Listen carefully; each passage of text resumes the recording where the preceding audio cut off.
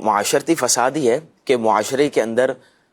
جو بندہ اس طرح کے کام کرتا ہے تو ظاہر سی بات ہے جس طرح ہمیں چغلی سے منع کیا گیا ہے اسی طرح جھوٹ سے بھی منع کیا گیا ہے، اسی طرح رشوت سے بھی منع کیا گیا ہے، اسی طرح بدگمانی سے بھی ہمیں منع کیا گیا ہے۔ میں ایک مثال آپ کو دوں پچھلے ہفتے کی۔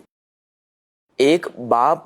کو اس کے دوسرے بیٹے نے، کیونکہ باپ اور ماں دوسرے بیٹے کے ساتھ رہتے ہیں اور ایک بیٹا الگ رہتا ہے، کاروبار سارے ساتھ کرتے تھے، اور وہ جو ایک دوسرا بھائی ہے جس کے ساتھ ماں باپ رہتے ہیں وہ ان کی الگ جاب تھی، لیکن وہ جو دوسرا بیٹا الگ رہتا ہے وہ کاروبار باپ کے ساتھ کیا کرتا تھا، اور اس نے باپ پر اتنا اعتماد کیا تھا کہ سارے اکاؤنٹ سارے سب کچھ باپ کے نام پر تھے۔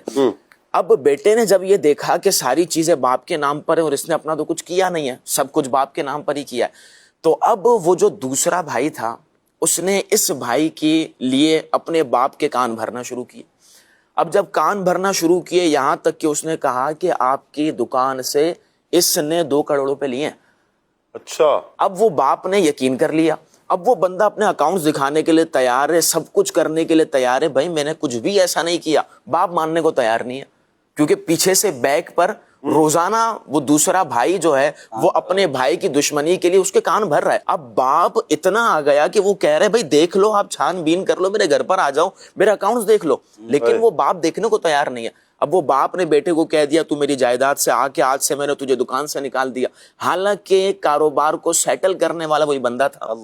لیکن اب وہ باپ نے صرف ایک بیٹے کی بات سن کر دوسرے بیٹے کو بالکل ہی خارج کر دیا، حالانکہ یہ آنکھ جو کر دیتے ہیں کہ بھائی ہم نے اپنے بیٹے کو آنکھ کر دیا تو یہ شرعی طور پر ہوتا نہیں ہے، اگر باپ کا انتقال ہو گیا وراثت میں سے اس کو بھی حصہ ملنا ہے، لیکن دنیاوی اعتبار سے کہ بھائی آج سے تمہارا ہمارا تعلق ختم، تم چلے جاؤ۔ اب حالانکہ دیکھیں کہ آپ چھان بین تو کریں نا کہ ہمارے معاشرے کے اندر کاروباری حوالے سے معاملات چل رہے ہیں کہ باپ ایک بیٹے کی بات سنتا ہے جو ہمارے قریب ہے، اور اس کی بات سن کر یا کسی بیٹی کی بات سن کر بیٹی کبھی بھائی کے خلاف بھڑکا دیتی ہے، کیونکہ ہوتا یہ ہے کہ شادی ہوئی اب وہ اپنے معاشرتی اعتبار سے زیادہ مصروف ہو جائے گا، کیونکہ پہلے تو صرف بہنوں کو ماں باپ کو دیکھنا تھا، ابھی ساتھ اپنی بیوی بچوں کو دیکھنا ہے، سارے کام دیکھنے، پھر اپنے بچوں کا مستقبل سیٹ کرنا ہے، ساری چیزیں اس کی فکر ہے۔ بہن یہ کہتی ہے کہ یار بھائی پہلے جیسا نہیں رہا،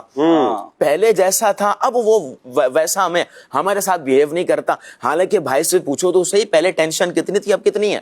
حالانکہ پہلے تو اس کو صرف حال کی ٹینشن تھی، اب اس کو مستقبل کی ٹینشن ہے کہ اپنی بچیوں کی شادی کرنی ہے، اپنے بچوں کا کاروبار سیٹ کرنا ہے، ساری ٹینشن اس کے پاس ہے۔ ماں کہتی ہے تو پہلے جیسا نہیں رہا، بہنیں کہتی ہیں کہ بھائی اب اپنی بالکل بیوی کا ہی ہو گیا، بھابھی کا ہو گیا، ہمیں تو کچھ لفٹ ہی نہیں کراتا، اور پھر بیوی اگر ماں کے پاس جا کر بیٹھے تو پھر بیوی کہتی ہے کہ بالکل ماں کا ہی ہو گیا، میرے بھی تو حقوق ہیں، ہمارے بچوں کے بھی تو حقوق ہیں۔ تو اب یہ دیکھیں کہ اعتدال اگر رہے گا نا، جو شریعت مطہرہ نے ارشاد فرمایا خیر الامور اوسطها، تمام معاملات میں جو بہترین چیز ہے وہ میانہ روی ہے، اگر اس کو اختیار کر لیں گے تو بہترین ہمارے معاملات سیٹل ہونا شروع ہو جائیں گے۔ اور جو میں نے مثال دی اس کے اندر بہترین چیز یہ ہے کہ آپ دوسرے بیٹے کو بٹھا کے پوچھ لیں یہ جو بات کہہ رہا ہے صحیح ہے،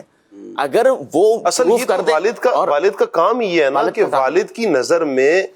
اپنی ساری اولاد ایک طرح کی ہو۔ میں تو ایک ایسی فیملی کو بھی جانتا ہوں جہاں بعض اوقات سوتیلے بھائیوں نے ایسا وہ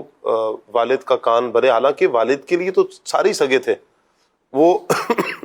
ایسا گھر ان کا ٹوٹا، وہ 6 یا 7 بھائی تھے، سب بھائی الگ الگ ہو گئے، پھر بھائیوں کے اندر اختلافات آئے، یہاں تک کہ پھر والدہ کا انتقال، پھر والد صاحب کا بھی انتقال ہو گیا، وہ آج تک پھر وہ ایک نہیں ہو سکے، ہنستا بھستا گھر اجڑ گیا، صرف کس وجہ سے آ کر حسد کی بنا پر آ کر۔ اسی طرح غیبتوں کے دروازہ، جب حسد پیدا ہوتا ہے غیبت کا دروازہ کھلتا ہے، یہ فساد فی الارض ہے، یہ کسی صورت میں بھی روا نہیں ہے۔ اللہ بس عافیت کا معاملہ مہربانی فرمائے۔ یہاں پر میں والدین سے بھی گزارش کروں گا، جب والدین اپنی نظر میں سب کو ایک جیسا رکھیں گے تو انشاءاللہ آپ کے گھر کا ماحول اچھا رہے گا۔ ہاں اگر کوئی دینی اعتبار سے آپ کی اولاد میں کوئی عالم ہے، کوئی مفتی صاحب ہے، کوئی حافظ ہے، انہیں اس اعتبار سے آپ پروٹوکول دیں،